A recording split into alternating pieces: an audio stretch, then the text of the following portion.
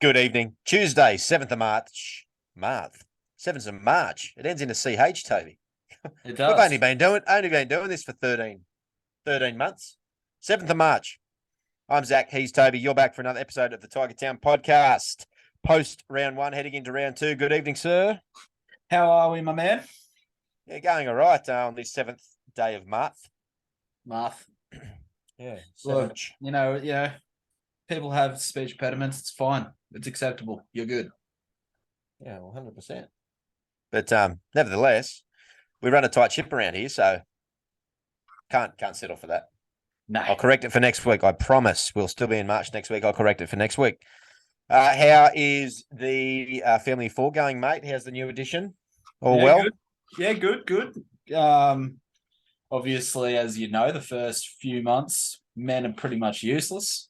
So I'm getting heaps of sleep. It's great. Huh. So Well, generally, we're supposed to be doing everything else around the place in the meantime, but I'm aware of you, so I understand that you're probably having the time of your life. no, time of my life. I'll be playing golf every day. I Nothing. was lucky. I was lucky enough to meet your gorgeous edition on the weekend, and awesome. Glad Yeah. to see. Glad to see that she takes after your mother. So, or after her mother. Sorry, Her not mother. yours. Yeah. So thrilled for her on that front. Yes. Look, you know what? This mother doesn't look very good on a female, I would assume. Barely looks good on a male. So, yes, very happy that she takes after my wife. But Beautiful. yeah, everyone's happy. Everyone's healthy. My other daughter is in love with her. I think she's obsessed with her, so it's really good. Yeah, super excited. Yeah. Yeah, the big sister's super excited. No, it's great to see, mate. Glad to hear it. Thank you. And you even managed to squeeze in watching a game of football on the weekend. Didn't want to now. Just wasting my bloody time. But yes, I did. So Waste of your time, you reckon? Leichhardt Oval, round one. Expectations are plenty. Several decent footballers from other clubs making their first grade debut. What could go wrong? everything. Everything, or Uh, just most, or just the stuff that mattered. just the stuff that mattered. Look, the world didn't end. We woke up the next day. We're still here. But the things that really mattered in this life or in a West Tigers fan's life didn't go to plan, didn't happen the way we wanted to, and left a lot of people frustrated, myself included. What's a summarized takeaway? What just one thing that on the top of your head? Oh, attitude towards the back end of each half just was not there. And it was, I don't know, like you mentioned it before in the chat that we have that, the event got to them. They burnt out after 15 minutes, etc., etc., etc. Codswallop, in my opinion, it's bullshit. That should be more sort of more motivation to go out there and just keep performing. Oh, for sure. But And yeah, you expect better. You I expect better in expect round one if it's a question of attitude. Yeah, I think that Um, for me, it was summed up in that one try that should not have happened, where they let it bounce and Sam McIntyre, former Tiger himself, went over and scored. Yeah, it's very That soft. was pathetic. That was under 10's shit. Yeah, That was very soft. Really poor communication. yeah. No doubt. And that hesitation that Laurie's having under the high ball of late is continuing. And look, that didn't cost us the game, but it certainly didn't make it much easier for us to mount a comeback. Look at 12-2 heading into the second half. We get a bit of ball and we actually hang on to the ball. And we're not looking too bad. 12-2 is not insurmountable by any means. No. But so, yeah, look, it just epitomised the afternoon, I think, in many ways. And we had more than enough opportunities. We had more than enough ball early. I wasn't actually too perturbed after the first 15, the fact that we only got the penalty goal. I would have liked tries, but I could tell there was a bit of rust there.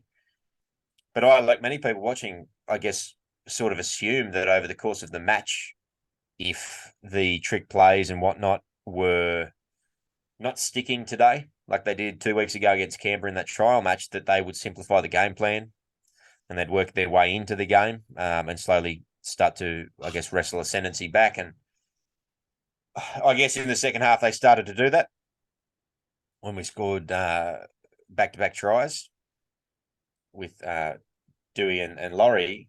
And then, it's just a case of basically, look, we said in the chat, it's just one of those days where, and I said it 2 weeks ago. I don't know if I said it on the pod or if I said it in our privates, but I said that, look, this style of football, and even as we grow building it, is going to look really good on the good days. And on the bad days, it's going to look bad and it's going to cost us. And we won just about every stat. Tackling efficiency was better. Our meters game, we beat them by 300 meters. We had more sets. Our discipline was far better. We received a shitload more penalties. Our territory was better. Tackled in the opposition 20 was better. Our line breaks were far superior, something like 5-2. So it was just simply the execution, the ball handling. And somebody put it eloquently on one of the forums during the week. The Titans had about 4 or 5 chances, and they converted 4 of them. We had, probably 15, and we managed to score 2 tries, and we didn't kick the goals. Again, just didn't give ourselves a chance. If that game is played again, then I think even if we don't start favourites, I think that it's a 50-50 proposition again. I don't think the game goes the same way. I think it was just one of those days. But it was extremely deflating, and I don't think it affects us moving forward, but it was definitely one of those days that you rue missed opportunities, because we've been a team that has taken those days that we've dominated in the past, those games that we've dominated and should have won by all rights, and we're still losing those games. So hopefully that's a short remedy. Yeah, it's like you said, it's deflating, it's frustrating. I was very critical in the chat that we have. For me, the thing that just continues to frustrate me, and it's something I've been saying, probably all of last year, was the lack of urgency, the lack of commitment from some players. And some players just, they look like they just want a paycheck. And there was a couple of moments there that Laurie was definitely in that bucket. Definitely in that bucket. For somebody that's playing for a new contract, I didn't see enough from him at all. Yes, he had some good touches. He had some good moments. But his bad moments just far outweighed them. And that was frustrating to see. In the last pod, I had a bit of a prediction that with Dewey being a little bit more commanding in the halves, it might see Brooks go into his shell. And I think we saw that a little bit. He doesn't do well when somebody speaks over the top of him. Yes, we direct a lot of traffic to their right-hand side, but at the same time, I barely saw him, really. I saw him take the line on a couple of times, and that was positive to see. But yeah, it was very frustrating. And the other thing that really frustrated me was out of the new recruits. So we've got probably, like last year, he was one of the best second rowers, if not the best second rower in the game. We've got probably the top 3-4 hooker in the game. Probably in the top 2, to be honest. Let's call a spade there. The one that's impressed me the most was a bloke that was moved on from another club in Clemmer. Clemmer led the way. He did exactly what he did against the Raiders in leading from the front. He was one of the only people really chasing the kickers again, putting pressure on them. And it was that was really annoying to see.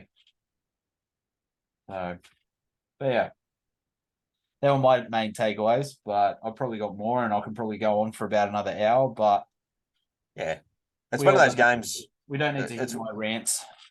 It's one of those games. It's unfortunate that it's round 1 where there's a lot to dissect. if you're sitting there and pulling it apart. And you can go through player by player and talk about, I guess, the highs and lows of each of them. I don't think that there was any lack of effort from the players on the weekend. I don't think it was an effort problem at all. It was most definitely an execution problem. If you go through the handling errors in the stats, I think everybody half back and down made an error at least one. And then there was another few down on the team sheet as well. So everyone in the back line made at least one error. Like Papali'i didn't do a whole lot, but if you go then and he had a costly error or two, if you go then and have a look at his stats, he ran for 160 meters, multiple tackle breaks, and made over 25 tackles and missed just the one. So statistically, it was quite good. It was just the nature of the errors, I think, that compounded the issue. The fact that Dane Laurie didn't contest 2 footballs off high balls. He also took several really good takes as well at the same time. So again, it's hard, like you said. There's some good, some bad. But it's just the nature of the fact that one of them was right on the try line and led immediately to a try. It was the fact that every time it seemed as though we got down in an attacking end with an opportunity to press for points, we had, I think, 3 goal line dropouts. So again, we didn't lack for pressure, but the errors that we made were so costly. And I know that an error is costly at all times, but it was first, second, third tackle, and completely unforced errors as well. People just not looking at the ball when they're about to catch and receive, whether it was nerves, whether it was whatever. It doesn't really matter what it was. I think just the nature of those types of errors were what was frustrating. Clemmer was huge. He ran for over 180 meters and didn't miss a tackle. Spectacular from him. Everybody else, I think, as well. There was some good and some bad. I didn't mind what Charlie Staines did. I thought he showed a fair bit of intent in the limited runs and carries he had. I think the back 3, the back 5 tried hard, particularly coming out of our own end. I think as much as Dane made a lot of mistakes and he was out of position again, which is the ongoing frustrating thing with him. I think he didn't shirk contact. He put his body on the line as best he could. A couple of strange decisions when it comes to the selections pre-game and the little switcheroos that Shifty Sheens did. And I think we'll talk about those in a moment. But yeah, look, man, I think for me to sum it up, it was just a game. And I know this is a pattern, but it is a new year, but it's a game where too many players just had an off day. And that's not an excuse. And it's round 1 and everybody should be on their game. The fact of the matter is that they weren't. And I don't think it's a reflection of where this team is at or what they're capable of. In fact, we played pretty goddamn awful in terms of those errors. And Titans took all their chances and they beat us by a couple of tries.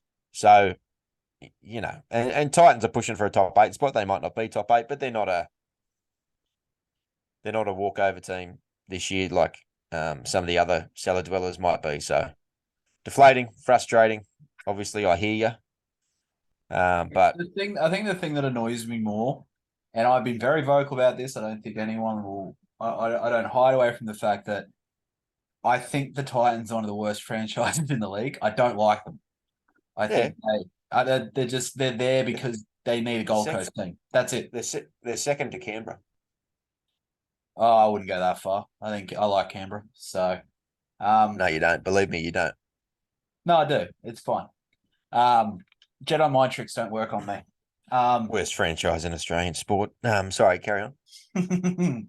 But I don't like losing to the Titans. I never have, and I don't know what it is.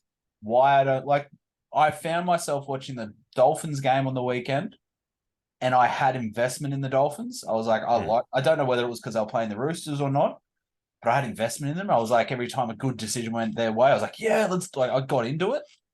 I got a suspicion. What it is, and I feel similar. They just feel no, not for me. They're just they're young as a club. But two, there's no history behind them, really. Like Gold Coast, certain clubs have, but they're perpetual failures as a landmark. And three, they feel like just a cereal box franchise. It's just, as you said, they're put there for no purpose. It's not necessarily a giant heartland rugby league. I know there's a lot of juniors that do come out of that region, but they're not going into the Titan systems. They're just this cookie cutter standard franchise that don't really seem to have a whole lot of cultural history or Yeah. authenticity about them. Okay.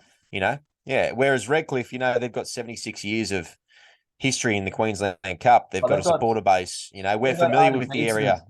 Artie Beetson as a legend played for them. They've just got so much history for them. I mean, you and I both Yeah. stated that, we both Yeah. live in Brisbane. We're obviously diehard Tiger supporters, but we think that, we might go and follow a bit of Dolphins games and, support them a little bit. So, Look, at the least you have a bit of a soft spot for him, and I think it's all those things. It's that concept of authenticity as a club. And if you're going to make the comparison between the Titans and the Dolphins, I think that's what it is. And whether or not we can quantify that, or that's a tangible thing, it's more of a feel, really, I guess, isn't it? Yeah, they just feel like a cheap club. They feel like the Titans feel like a Super League leftover that just never left in yeah, some ways, even though they came in after the fact. Yeah. So anyway, we haven't beaten them. for a while. It's I don't know how many on the trot that is. It's 4 on the trot at Leichhardt or something, or 4 on the trot and 3 on the trot at Leichhardt. Yeah, So something like yeah, that. they've got our number, and they never do it easy. We just seem to play woeful whenever we play them. Which is ridiculous. So that's unfortunate. But Do we face anyway, them this year? Do you know? what's that? Do we face them again this year? I'm not sure. I have to pull the drawer up. Which you can't do at the moment. You might do that in a minute. Yeah, I'll do that. Look, for a loss of that nature when we don't play well is always hard to cop. Given a bit of time, given a couple of hours, given a day or two to get over it, it's still very frustrating wanting to get off to a quick start in the year to give us a bit of sustained hope. However, I will say that I don't feel as though that's what we're going to get from this club over the course of the year. I really don't. In fact, I don't feel as though that's what we're going to see even just this weekend coming.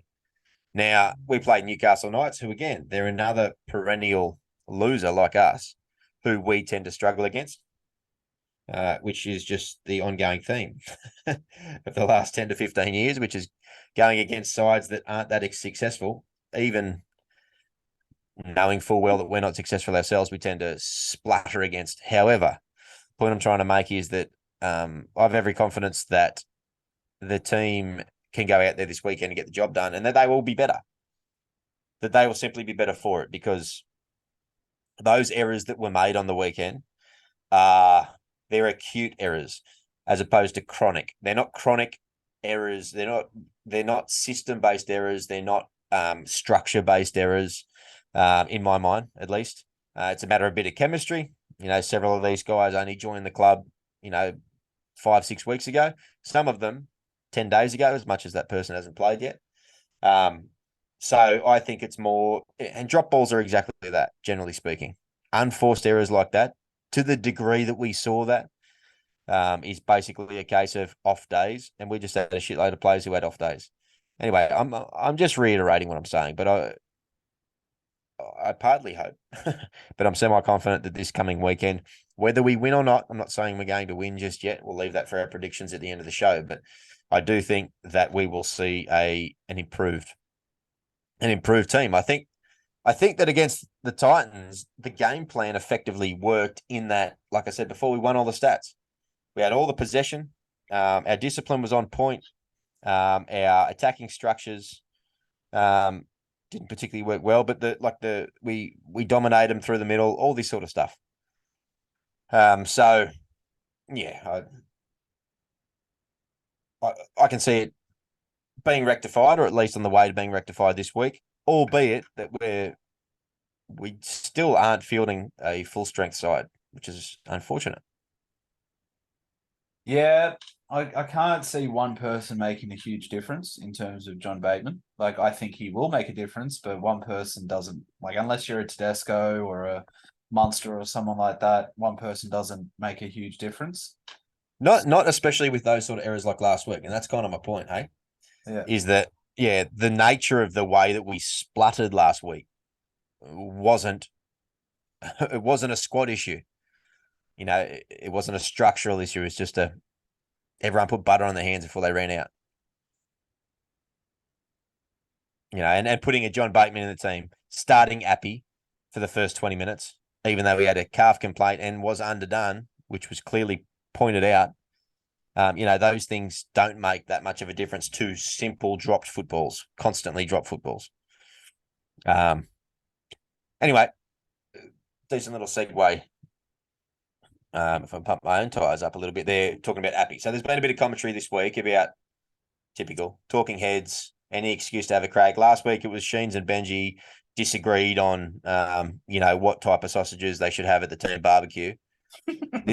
This week, or something as fucking trivial as that, like Oh, dead set. 100%. Piss off.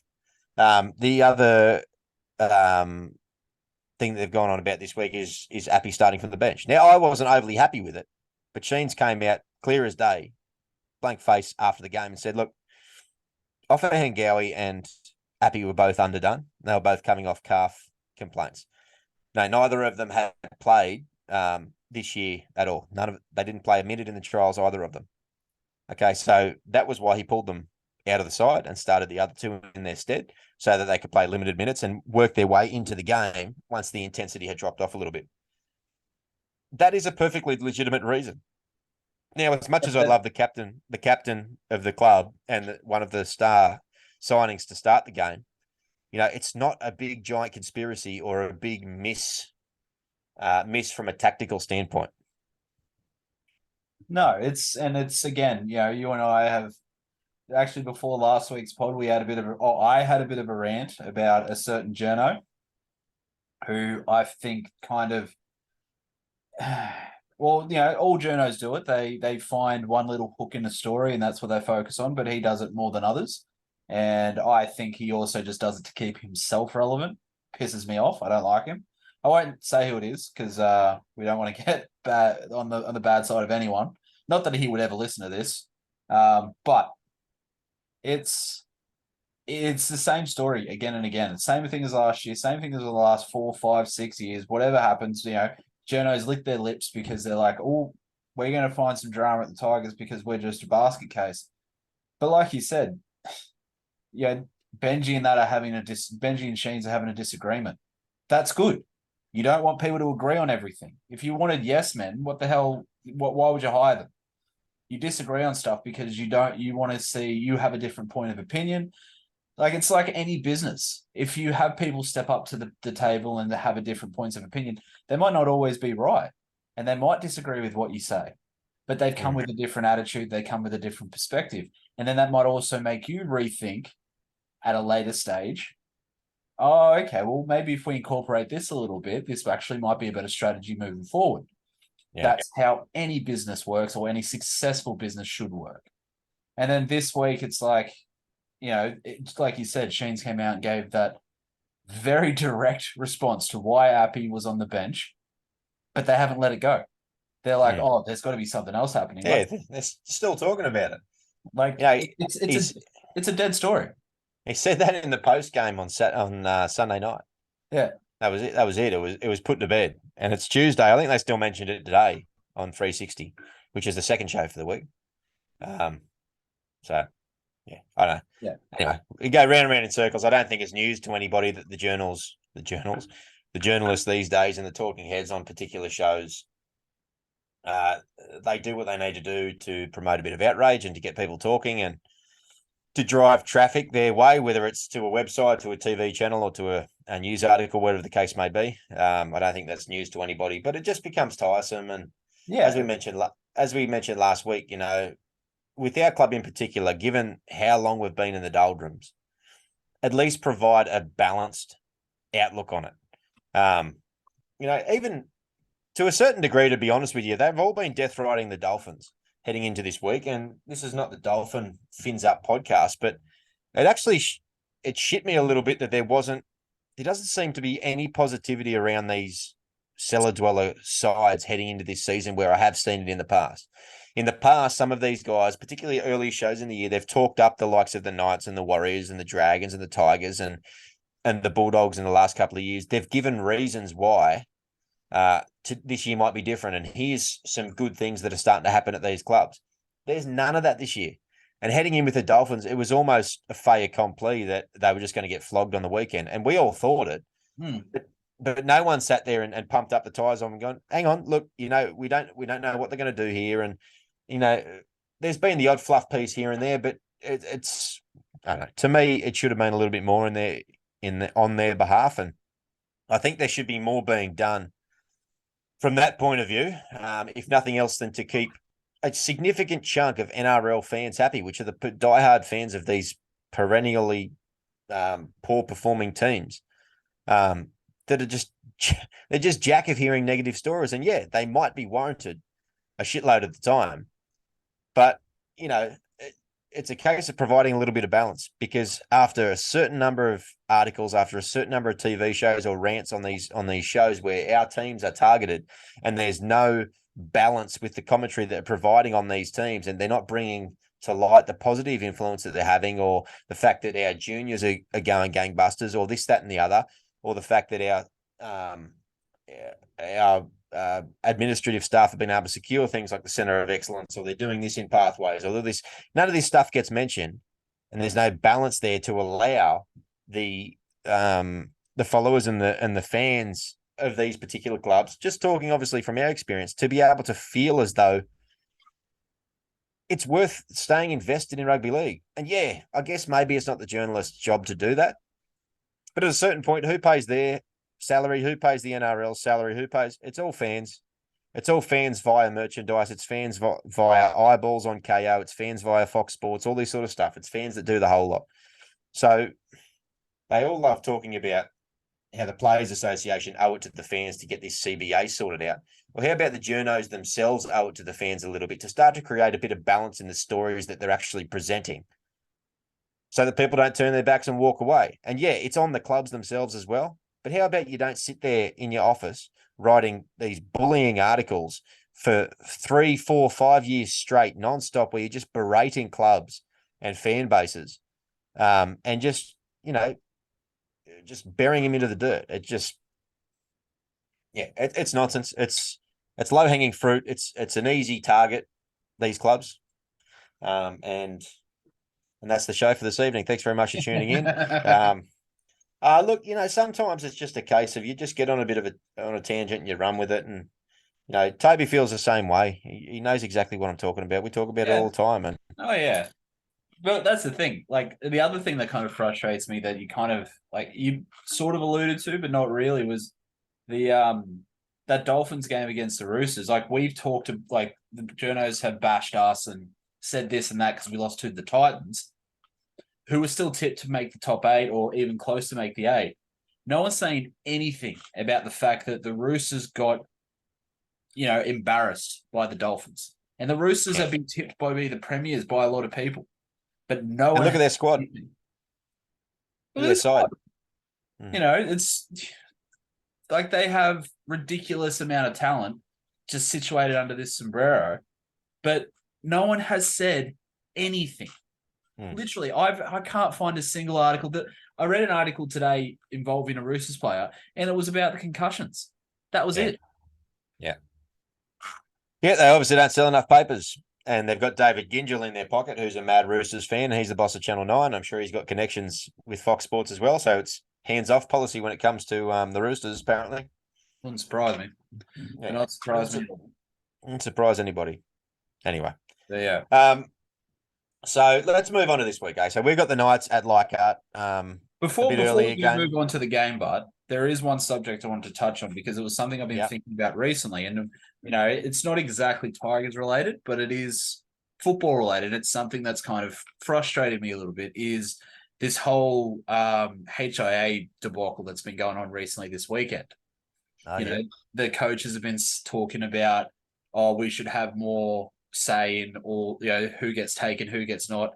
These are coaches that have, rorted the system for however long rugby league's been going on with their tackling and, trying to get an advantage. No, we can trust them. That's fine. But then you also get some players saying, well, why am I getting targeted? Why that? But these are the same guys that wanted to be taken care of after football ended. So this is the thing that frustrated me when I read all this and I heard all this, and I was like, so basically you want it both ways. You want to be taken care of after footy, but you want to have a say in, with head knocks and things like that. What's your thoughts on the whole, I guess, premise, especially with your background with, sports science and things like that? I'll get to that in 1 minute. But just on the point you made a second ago about players these days wanting to have their cake and eat it too, it was put perfectly on NRL 360 tonight, which is one of the major holdups with the current CBA, is actually to do with the trade window. Everybody is jack of seeing players sign a year out. And so the NRL wants to bring it back to the old June 30. If you don't get it done in that year, you've got a trade window at the end of the year to do it. The players aren't budging on it because they don't think that 4 months is enough time to be able to change clubs if they need to move clubs. They said tonight, if a player wants to leave a club, they can up and leave in 2 or 3 days if they want to. So it's a case of, when it suits the player, it's too hard to move everything within 4 months. Yet, if they want to get out of a club or if they want to leave, they're happy to move across to another city or across to another state in the space of a couple of days. So again, it's back to that, have their cake and eat it too. And I'm sick of it. It doesn't matter whether I'm sick of it or not. My opinion means less than nothing in the grand scheme of the NRL realm, obviously. But I don't think I'm the only one that feels that way about these double standards that these modern players have and how they want everything. They want to be able to have everything, and they're hypocrites. So back to what you said before a moment ago. The specific HIA rule, is that what you're saying? Yeah, not the rule itself. I think you kind of answered my question, really. I gave your opinion and what you feel is what's frustrating you with this whole situation is the cake and eat it too scenario. Yeah, they want to have it both ways, as you said. Look, mate, the whole idea about people trying, and it won't happen. It won't happen, but people trying after the fact to realise in later life that they have issues that have come from concussion. And I don't know if specifically Ray Price, but people that played in Ray Price's era, where they used to wear it as a badge of honour to be able to play injured or be able to play concussed and stay on. It was hey, look at me, look how tough I am. I got knocked out and I'm still going. And good luck to them. But that was their old attitude, and now they're all getting into their 60s, 50s, 60s, and 70s. They're all suffering some sort of whether it's mental issues or disease or deterioration, or whether it's physical or whatever the case is.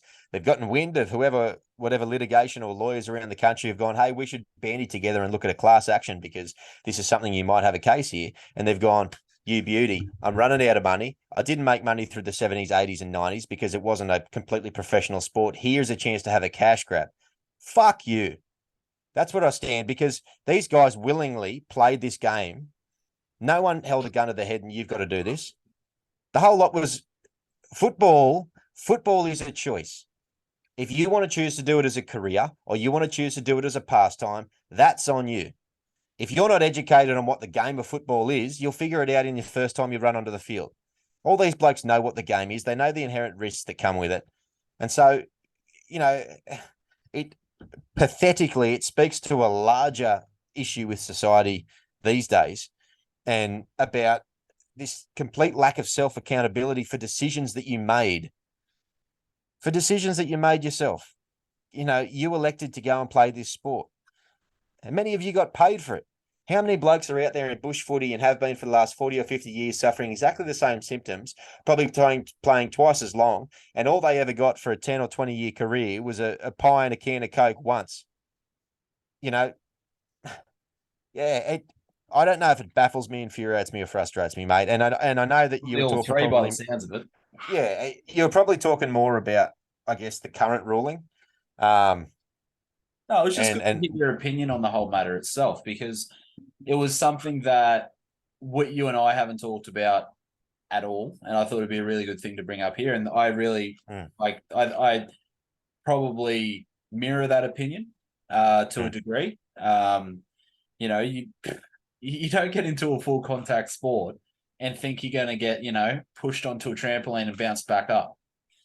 That's not what happens. You and I both played the game. Granted, we didn't play, you know, very high grades. We played somewhat high, but not really. We didn't play Look, the guys we played some decent footy, and we played, you know, as hard a footy as you can come without being a professional. Really, you know, the hits are just as hard in the levels that we played. We played some all right footy, so you know, it's not even a case of the fact that they played first grade, you know, versus anything else.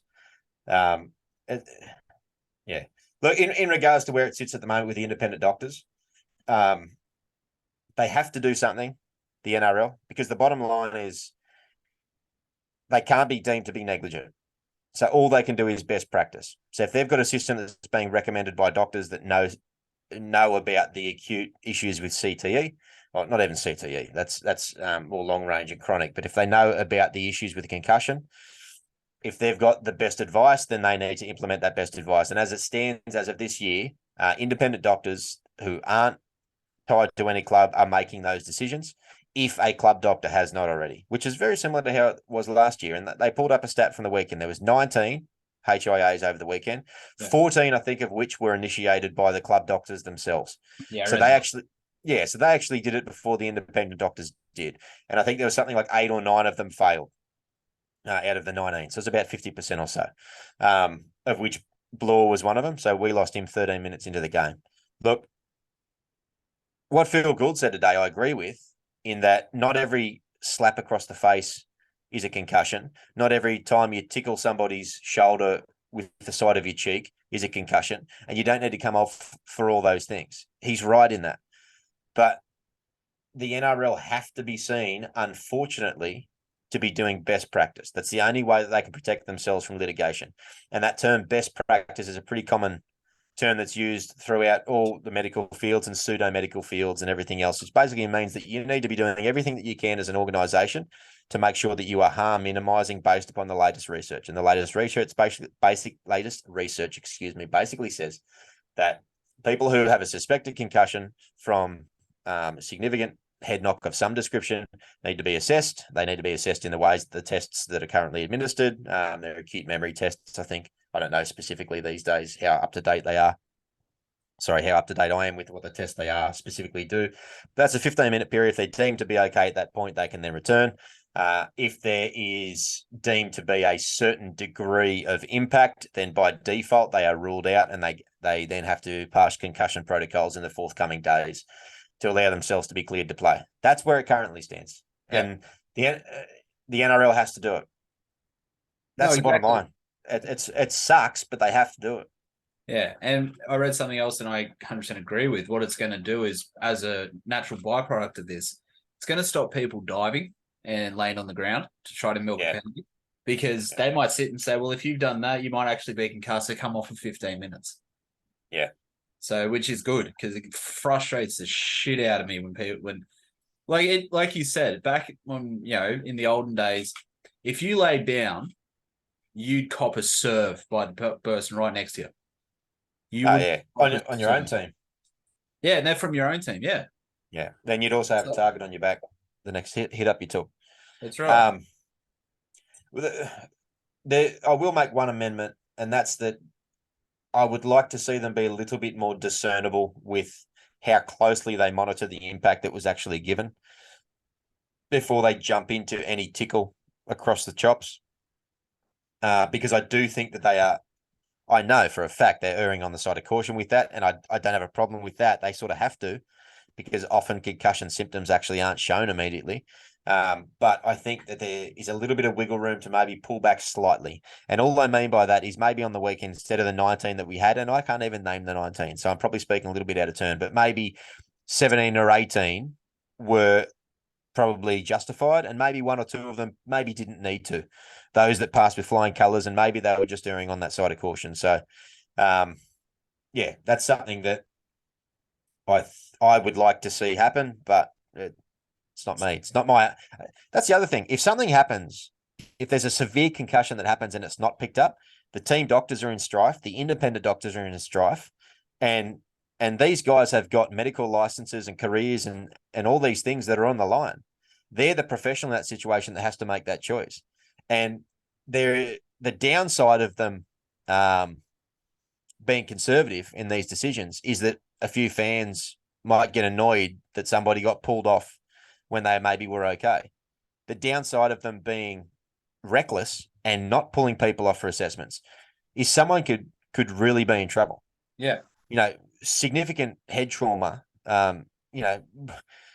You can go through and look at any time that somebody has been hit and hit their head on the concrete. And I'm not saying that it gets to that stage in the game, and hopefully we never see anything to that degree. But there's varying levels of what acute head trauma can bring about. And so you just don't fuck with that. And these doctors might work for 20 years in the NRL, some of them. They might work for 10, they might work for 5, but some of them might have extended careers in the NRL. They get one wrong, and I mean badly wrong, because they were being a bit willy-nilly. Oh, he'll be right.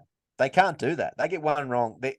Not only is their NRL career over, but it puts the whole profession at risk. So I get both sides of it, and I get that it's frustrating, and I don't want to have to say that they have to do it, but they have to do it. Kind of have to do it. Yeah, they have to do it. Like, basically, you don't want to say, but it's the truth. It's facts. So yeah, and unfortunately, that's where we're at. We just hope that it doesn't affect our key players in key games at key moments. No, like Newcastle had on the weekend, when Ponga had to go off with 12 minutes or so remaining. That just sucks. It just sucks. I think that there can be things done when there's foul play or whatnot in those types of situations that could look to make sure that there's no disadvantage. I think that the activation of 18th man can be reworked again. They've reworked it this year so that if you lose 2, you get an 18th man in. I think you should be able to have an 18th and a 19th, and you can choose, and any foul play that results in a HIA or anything like that, if you choose, you can immediately activate them. I reckon that you should almost gain an advantage of a fresh man if the opposition team takes out one of your players through foul play. I reckon that would be something that would really spice it up a little bit. But anyway, that's just innovation, and it'll grow and evolve, but it's not going anywhere.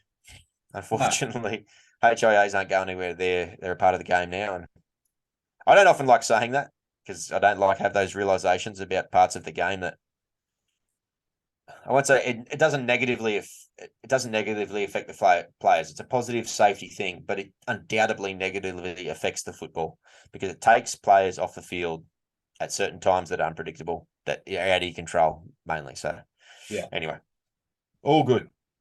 Should we have a chat about Sunday coming?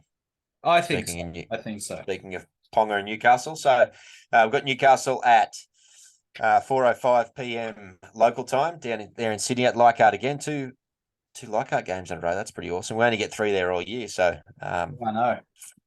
Yeah, getting them out of the way early. To be honest, I'd like to go. It's actually a bit frustrating, to be honest, because I would have liked to go on down to a Leichhardt game. I still might. I think we've got the Cowboys there mid-year. So take the 2 girls to their first Leichhardt game, but may or may not happen. Yeah, we have to wait and see on that one, but yeah, it's a bit of a shame because it is a spiritual home, and I think in the years to come, I think that they are actually pushing to get us back almost exclusively to Leichhardt and Campbelltown, maybe with a 3rd in rotation, but we're going to see a lot more of that in the coming years. Is it Allianz? Is it Allianz? Is that the Roosters one? Yeah. Either the Allianz deal or the CommBank deal are expiring, or one or both. I don't know, but they've spoke last year about the plans around that. So it would have been a little bit more this year, I think, if it wasn't for the women's FIFA World Cup. Yeah. I think that's what it is. So that's really taken away. Unfortunately, it just is what it is. So yeah, we play them at 3:05 Queensland time for us. So we need to make sure that we don't miss the start of that one, and 4:05 local time. No real changes to the side other than Whenua Pole with a knee complaint, apparently, which went under the radar a little bit over the weekend. And Seyfarth is in for him on the bench. Outside of that, there is no changes. We've got the same starting side as was named last week. So Appy and Offahangawi are named. Still no sign of John Bateman, which is not surprising given the comments of Tim Sheens at the post-match press conference on Sunday night. And the extended bench is Stafford Toa Junior Tupou, Tuki Mahia Simpkins, Matamua, and Brendan Tumeth. Yeah, All no right. surprises. No. So do you think off the back of last week we see Appy and Joffa start, do you think? Yes, I think we do. Yeah. I think that if Sheens is true to his word, and that was the reason that he wanted to, he benched both of them, was neither of them had game time. Both of them were underdone. They needed to get warm into the game. Then they should both start this week. Yeah. So yeah, I think we'll see that. I don't think it was a tactic. It would make no sense for it to be a tactic other than that. So, as we said earlier, for all these people looking to try to find some sort of reason to criticize us, it wasn't an attacking tactic or trying to be too clever. It was literally what it was. These blokes were underdone and they wanted the sting to fall out of the game before they put them in for some diminished minutes. And then this week they'll probably play some bigger minutes. How do you see the game sort of going? What do you see? Actually, I'll change the wording of that question. What do you see the biggest threats in the Knights being, and as opposed to individuals? Sort of where do you see them likely to cause us the biggest issues?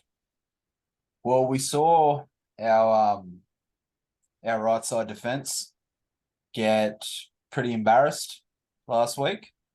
Fafita kind of ran over the top of us, not just him. Sammy scored a double, I think, and Brimson ran through a gap off a scrum.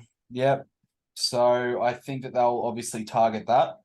I think it's Gagai on that side, and he always plays well against us. I actually rate Dane Gagai. I think he's a good player, even though he's a Queenslander. But yeah, he always just seems to bring it up a level when he plays us. So that's my biggest concern, is their left side against our right side. And maybe also the fact that Hastings knows some of the boys in terms of how they play. We know that Hastings is a smart footballer. So maybe he's taken a few notes, taken a few things away, and he'll identify a couple of gaps. What about yourself? Well, if Pole was playing, I would have said that our bench was a bit stronger than theirs. And I would have looked forward to seeing our bench come on after the initial sting. I think their forward pack is still quite strong. I don't particularly rate the Saifidi brothers. I'm going to touch wood as I say that, knowing that every time I say that, players seem to come out and have gigantic games. But I see a really simple game plan, and one where Jaden Brayley is at the center of it, to be honest. I can see, again on the weekend, something that hasn't been picked up by many people that I've heard of yet. And I say again, because the same thing happened in the Canberra game, and I mentioned it post that trial. We're getting molested in the wrestle when we've got the ball. So they're slowing our play the balls, and it's reflective in our play the ball speed on the weekend in the statistics. We were up over 4 seconds, whereas the Titans were 3.2 seconds or something. So they are laying all over us. Canberra did it to us, and Titans did it to us, and we're just copying it. So my big concern is that our ruck will be slow again, and that we're not returning serve, or it's not like for like, and that worries me in some ways because our line speed was good for 15 minutes last week, and it was good for moments when Appy came out, and Brooksy even put on a hit or two. But yeah, I could see if they get a bit of a march up the center with some of their bigger forwards, then it could be a game that Jaden Brayley, who I think is a good wily little hooker, could control from that ruck. So I think that the ruck is a big danger for us. I think players like Tyson Frizzell and Kurt Mann have quite good footwork and speed, and I think that we really need to hold them up a little bit in the tackles and get them onto their back. I genuinely think that that's a big problem against this side. And if we can do that, I think we really go a long way to stopping their momentum, because I think we've got the big hitters in there now to be able to stop them up front. It's just that wrestle is something that I think we're going to have to master this week. Yeah, I think that was definitely something that was, it was something that I definitely noticed, but I didn't put too much stock in because I was too pissed off with the actual Tigers themselves. But and I can't sit there and say that the reffing was horrible and they didn't notice this and notice that, because we won the penalty count pretty convincingly as well. But yeah, I think that's definitely we need to figure out how to I guess, how to speed up our play. But like the thing that kept annoying me a lot, and this is something that a lot of the experts and things like that are pushing very hard to get out of their game, is that third man in tackle. It's so bad on the knees. It can do a lot of damage. It happened quite a bit in our game. Yes, there was no malice behind it, and yes, nothing happened from it. But it also kept getting us to go, we kept falling on our back, so we weren't fighting our front. And that's obviously what they're trying to do with that whole thing. But you take one bloke who's a little bit, I guess, excited and really into the game to go very hard at the legs, and you get a Liam Knight situation. Yeah. So. Yeah. Look, that's the thing. The obvious one on the weekend was the errors that we compounded. But I found that, if that wasn't happening, or if at the very least, if we were fighting a little bit more and we were able to, I guess with the ball, fight that wrestle a little bit more, find that front a little bit more, I think we would have dominated them even more so when it comes to the meterage that we gained, the meterage on our sets, all that sort of stuff. But I dare say as well that having Appy likely starting, as we're predicting, will make a big difference with that as well. And he'll just bring those forwards onto the ball a little bit more, get them over the advantage line a little bit more. Hopefully that will allow them to get slightly more preferential contact with their front-on defenders and allow them to dictate terms in terms of how they fall, whether they fall knees, fall chest, whatever the case may be. So I can see that being a positive feedback loop from our end. We've just got to make sure that we are holding them, Newcastle, up a little bit more than we have been the last two games when Canberra and Titans were against us. So hopefully that's something. I'm sure that's something that they're working on, but that's something, I'm concerned about, something I would like to see. Yeah, I'm just looking now, because another thing that concerned me a little bit was Steph's, I guess, energy levels, or his stamina is probably a better word to use there. Because, Clem obviously played double the amount of minutes off less preparation in terms of game time. And also the double the amount of made double the amount of running meters. And Steph just looked like he was blowing. Like that try, that first try from Sammy. If you watch that, that's because Steph didn't push out from marker. Steph was very lazy in the middle. Yes, it was, we were, I think it was 20 minutes in and it was a hot day and everything like that. But we had the majority of the possession for that 20 minutes. So it wasn't like he was defending for 20 minutes straight. He was also the bloke who was slow on the inside to cover Brimson out of the scrum. Exactly. It wouldn't have been, it's not entirely fair to him. I can't remember who it was, whether it was Kapoa or Joffa or somebody. It's not entirely fair to him, though, because I can't recall who. Do you remember who turned Brimson on the inside? Was it Boyd or was it Foran? It was, it was Campbell. Was it James Campbell? Yeah. Whoever was chasing Campbell, excuse me, who was on the outside of Steph, pushed too hard at him laterally across the field. So as Campbell was coming across the field, our defender pushed too far and Steph then couldn't cover the gap back on the inside. So he should have he didn't have to push across and chase him, basically, because we had defenders on the outside. If Campbell wanted to dart sideways, he should have left him and pushed him onto the other player and stayed and covered back on that inside. So look, Steph was the player that was slow on Brimson, but it wasn't entirely his fault. That gap was opened up by that second rower who pushed across. I can't recall exactly who it was. It was one of them, but yeah, overzealous. And when defenders go out at laterally running players with the ball, and then inside balls get turned back in. If you go too hard laterally, you're going to open up space behind you. And if that person isn't aware of what you're doing and someone gets turned back inside, that's exactly what happens. So, yeah, overcommitment and not enough communication there. But yeah, I take your point about Steph. I think he's still young, and I think consistency will be something that he needs to find over time. I'm not worried about him whatsoever. He'll be just as likely to come out and have a big game. I think he's growing all the time, and in terms of quality and well-roundedness as a footballer. And yeah, I've got no concerns about seeing him this weekend. I'm sure he'll be better week on week. He's only 21, 22 or so. So, yeah, not a drama. Let's let's have a look at possible scores. What are you thinking the scoreline might be? Oh, geez, I was completely wrong last week.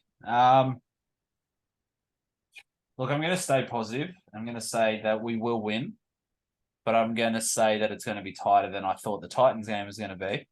So I think it'll be something like 22-14. Yeah, okay. I was going to say 20-12. There you go. So, yeah, I got a similar feeling. And I wouldn't at all be surprised if maybe it's 20-6 and then they come back at us and we've got a few hairy moments in the second half. Or it's a case of 20-14 or so, or 20-16 and 12-16, and there's a try in it and we get one late to see us win. But I've got every confidence that they will be better.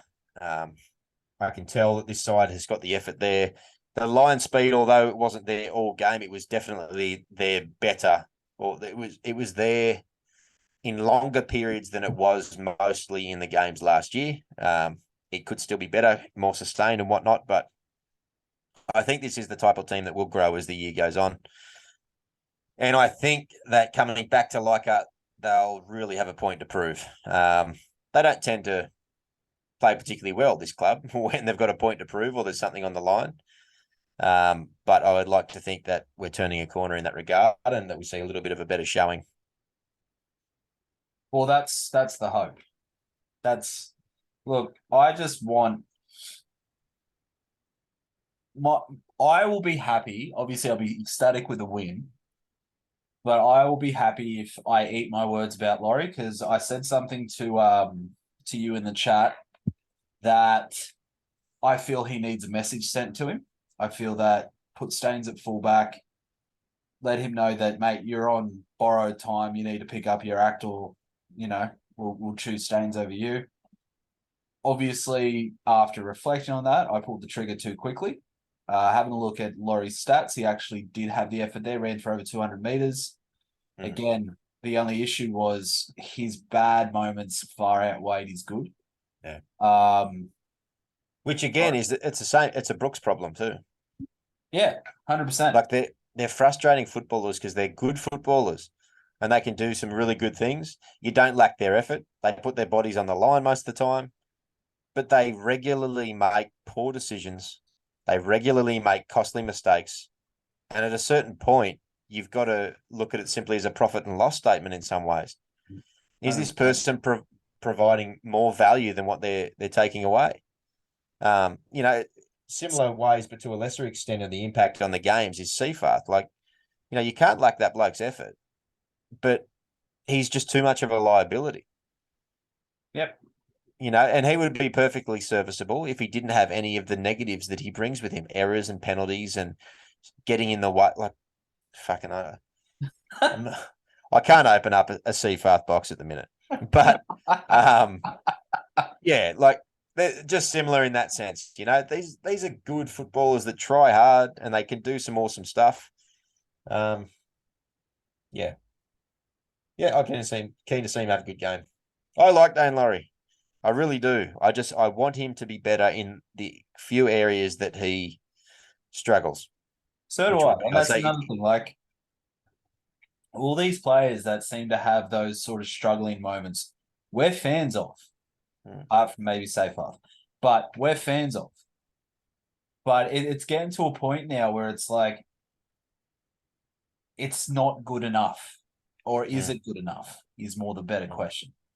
Yeah. It's like, we can't sit there and say it's not good enough because one, it's round one. It's, Yeah. very And long. if you're gonna have players in the team like David Clemmer that you know you're going to get 150 plus meters out of every single week with a 95% tackle efficiency, you've got one of the best hookers in the game who you know you're going to get a high level of football out of just about every single week.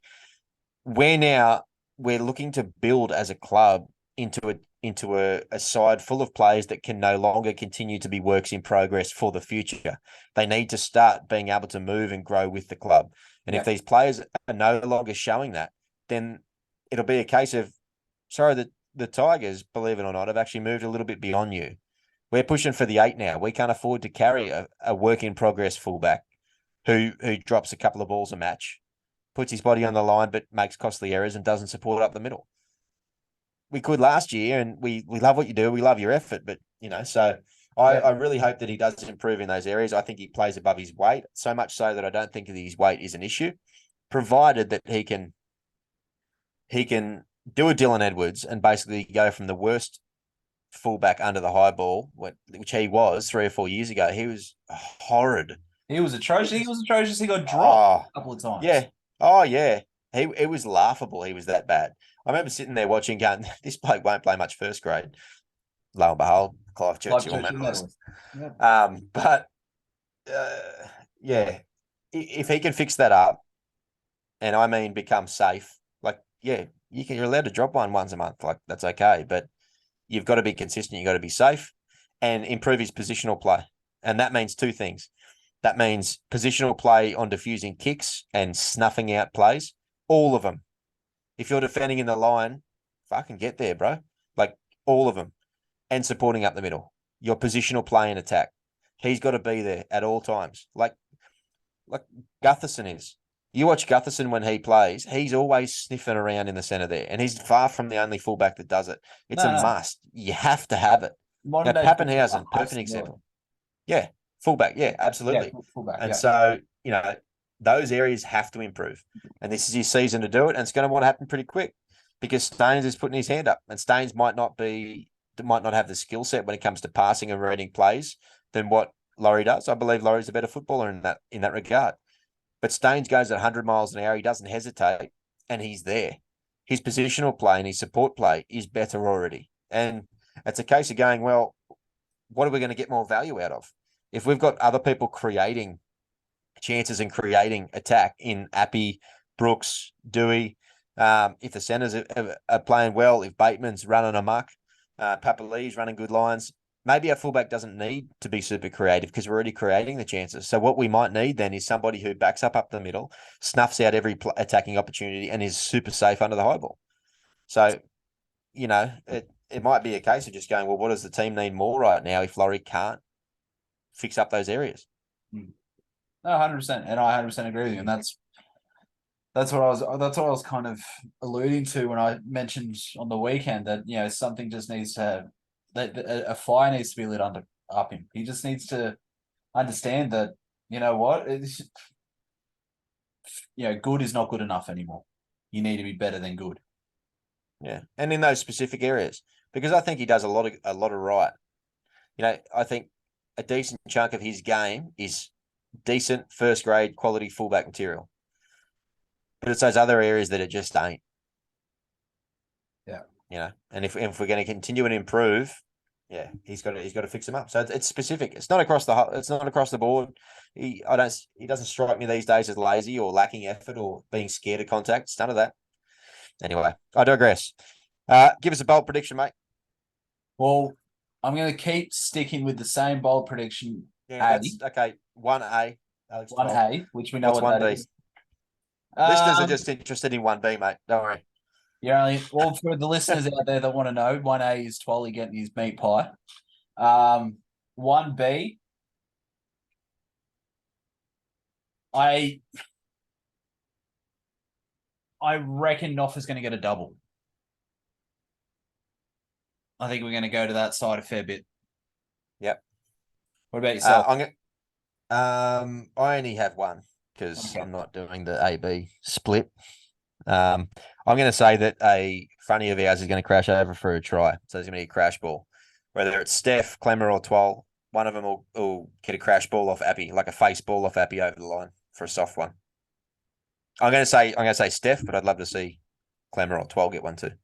I love to see Twally. Let's just go with Twally. Yeah, he looked likely last week. He did. It looked like he kept trying. He kept trying. Yeah. He kept failing. Yeah. As long as he's playing a little bit extra up tempo, an extra 10 to 15%, and that's good, I believe. Because there's a lot to like about Alex Twal. Yeah, he just seems like he's a gentle giant, which we like. Yeah. But he fits in a very particular box. He's very easy to describe and define as a footballer, and he plays a very, very limited, specific role. But if you can have a team around him where he can perform that role, then he's a great player to have. We know what his tackling ability is like and what he offers. So, yeah, that's our bold predictions. So, 405 if you're in New South Wales, 305 if you are in Queensland like us. Sunday, round 2, we play the Newcastle Knights out at Leichhardt Oval at our spiritual home. Hopefully we see another heaving crowd there, and hopefully the boys get up and get the result. Reasonably happy with how they played in many facets on the weekend, but simply weren't good enough in the key areas. So let's see if we can fix that up on the weekend. Excuse me, I, for one, am holding out hope and wouldn't say confident, but optimistic about the weekend. PSAs, as usual, you know where to find us. We're on Facebook, we're on YouTube. Comment, like, subscribe, all the good stuff. You know the other podcasts that we often refer to. The boys that do it better than us, West Tigers Podcast and West Life. Those guys are doing brilliant stuff. Get on them and tell them who sent you. The boys from Brizzy. Mate, anything you want to add before we wrap up tonight's show for round 2? Nah. I think we've said enough. I think people can probably got sick of hearing our voices for the last hour and a bit. I think we probably sign off. Probably me in particular. It was a bit ranty tonight, but hopefully good. Struck a chord with a few people. That was good. All right, mate. Well, I'm sure you and I will talk well and truly before Sunday, possibly tomorrow night, where we go and get a succulent Chinese meal. And in the meantime, this Sunday, Newcastle Knights, Leichhardt Oval, go the Tigers. Go the Tigers.